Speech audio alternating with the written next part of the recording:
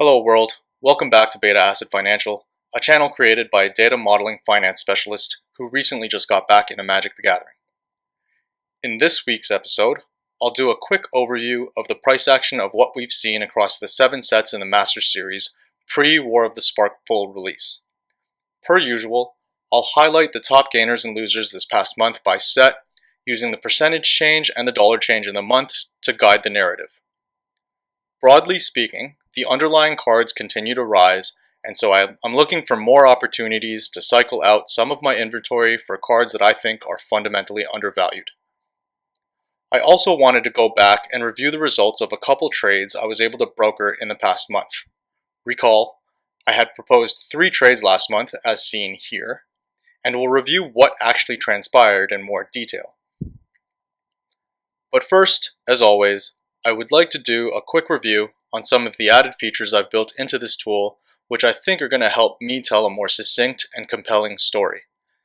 In this version, we've since updated the prices to reflect that of the end of business day Friday, April 19th, as well as added a price history graph which can demonstrate how we can track the price action of a subset of cards.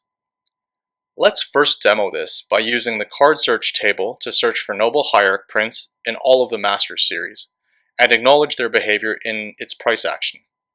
The first page shows us how this subset of cards looks like today, acknowledging that the box topper version here hasn't moved much in the past month, while its value in Masters 2015 and UMA has gotten crushed, with the modern Masters 2015 version dropping as much as 11%.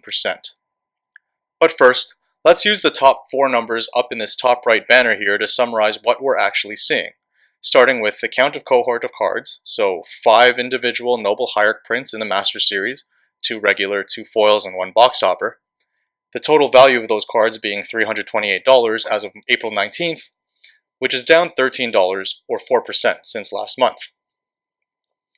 My new price history graph feature allows us to look at these 5 cards separately over time.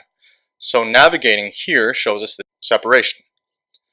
One thing this suggests is that if you're in the market for regular, i.e. non-foil Noble Hierarchs, it might be worthwhile for me to know that the MM2 or Masters 2015 version has declined by 5.6% in value, while the UMA version is only down 2.9%.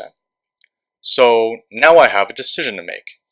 Although the percentage change suggests that the MM2 version has gotten relatively cheaper, recall here that we've seen the MM2 print down and it costs about $47. So either I buy the MM2 version because I think it has more room to revert back to its levels around February, which is about $54, or maybe I simply just want to buy the cheapest version of the card available in UMA. Either way, a visual like this can help me inform those types of decisions. So on to my trade review. Recall that in my last MSA episode, I proposed swapping out Vampiric Tutors for Karakas because I noticed that their prices at the time were moving in opposite directions. I can replicate what the world looked like at the time by selecting this date and anchoring March 15th, 2019 in price action here, and then going back and searching for the cards that were in scope for that trade at the time in my card search table on the main page. The idea here was that Vampiric Tutors had risen, and I had no practical use for them personally, so I thought swapping them out for a card that got undervalued or that got slaughtered in Karakas, I thought would be a good value trade for me personally. However, rather than actually executing on this specific trade, I was able to take advantage of a few St. Paddy's Day sales and got a hold of a few Noble Hierarchs, and on a net basis, I thought I was able to get what I think is still a good deal. I ended up with the following to add to my collection, primarily because I thought the card was way too cheap to ignore at these levels, and I'm still of the opinion that the card should get a lot of play. Fast forward to today, and reverting back to my price history page and filtering out the March 15th timeframe and beyond, it turns out that up until last week, I was actually ahead in that trade, with Vampirics down by about 15% in the month as of April 12th, while Noble Hierarchs remained kind of steady. However, in this prior week, we've seen Vampiric Tutor uptick, and so now the jury is still out on the trade, but at this point, I'm still happy to have loaded up on a card that I thought was still thoroughly undervalued. The second trade I want to unpack was one that actually didn't happen, and thank God. Let me go back to my price action page and filter out some dimensions to narrow the scope of the cards by selecting the blue cards in my color categories and the mythic cards in my rarity category to narrow down the cards that were in scope for that trade. Recall, I was thinking of swapping out my Jaces for Snapcasters because at the time, March 15th, the non-foil version of Jace was skyrocketing. I was also of the opinion that Snapcasters had a little bit more room to grow because UMA, again at the time as a set, wasn't increasing in value as fast as the other Masters sets, and it wasn't really clear as to why. So I was able to get someone to agree for a 1-for-2 swap as seen here, but the guy ended up no-showing. No email, no call, no text, no warning. And it turns out karma favors the good-hearted because although snaps have gone up in the last month as I suspected they would, the price change in Jace in both regular and foil sets has outpaced that of snappies. And they've been on an absolute tear.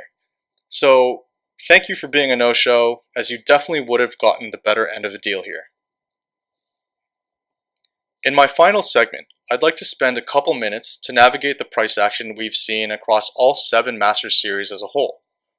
On my main splash page, what we see off the bat is that all cards, regular and foil in EMA and Masters 25, are driving the top 2 gainers in this past month. Filtering for these specific sets, you'll see that the color wheel is suggesting that blue, black, and colorless cards, artifacts, and lands are driving this gain, as seen by the thickness of these bars in the category wheel.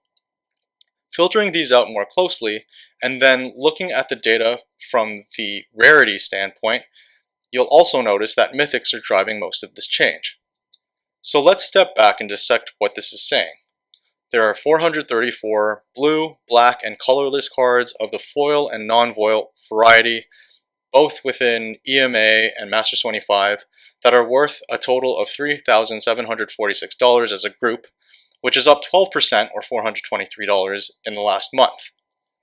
Looking at just the regular cards in this cohort, and blowing up my top adds scatter plot, you'll see which cards are driving that change, with Mana Crypt gaining the most in terms of dollar value, it's up $50 in the month, while Pact of Negation and Coalition Relic are up the most in terms of percentage points. Now, I suspect a lot of what we're seeing here is due to the new Mulligan rule, and on the speculation that the upcoming Modern Horizons set in the summer is going to be blue friendly, with many suggesting that some form of counterspells will be modern legal by summer 2019. That said, I'd love to hear your thoughts on what you think it is that's driving the price action here, whether you think it's real, or whether you suspect these cards are going to continue to spike, or whether they're going to correct a bit. Now, before I wrap this up, I wanted to show you a few trades that I'm personally considering using today's market prices. As of late April 2019, it does not appear as though the prices of the cards in Masters 25 or Iconic Masters is showing any signs of slowing down.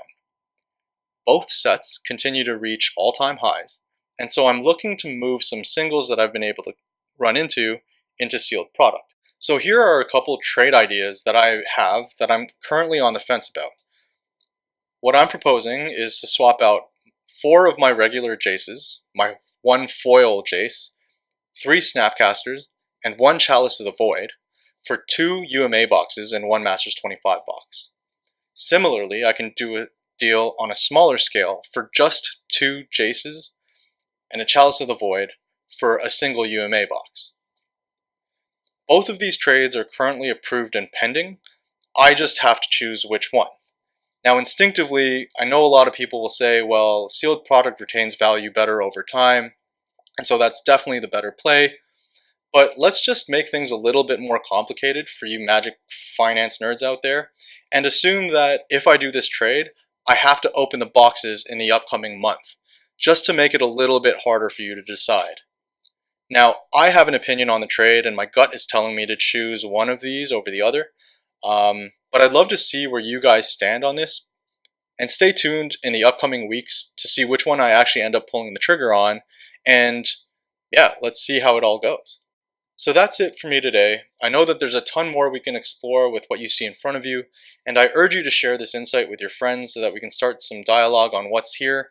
I'm happy to provide any insight on request, and as always, happy hunting everybody. Take care.